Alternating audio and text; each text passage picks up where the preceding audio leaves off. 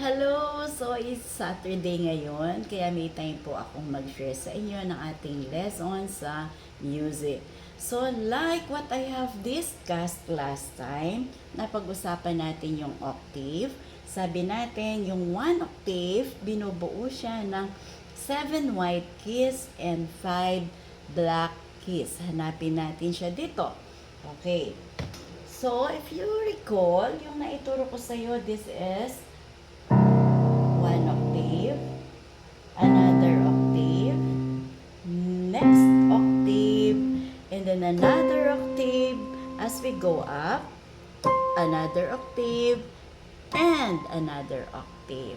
So, depende po yan kung gaano karami ang inyong keys sa keyboard or sa piano na inyong ginagamit. Okay.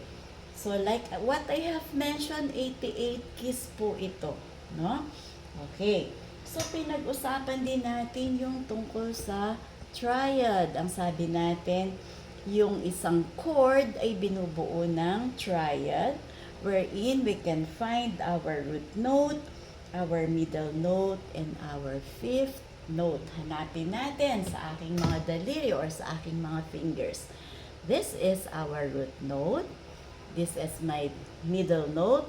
And this is my fifth note.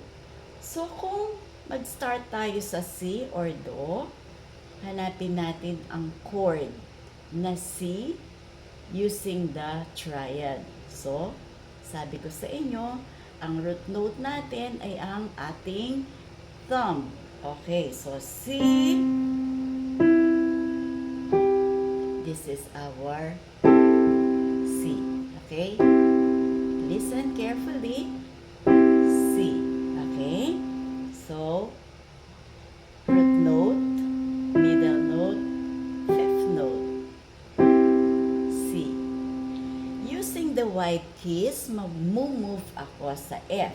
White keys muna ha. Wala pa akong pinipress sa ating mga black keys. So, from C, white keys ako. Again, hanapin natin ang F. Triad uli, F chord. Root note, C, D, E, F. So, ito. Ito ang ating F for our root note, our middle note, and our fifth note. Pakinggan mo. Ito ang F. Okay? Again. F. F, middle, fifth. Moving forward, punta ako sa G. So, C, D, E, F, G. Ito si G. Root note, middle note, fifth note. This is our G. G. Listen. G. Okay? This is our C. This is our F. And this is our G.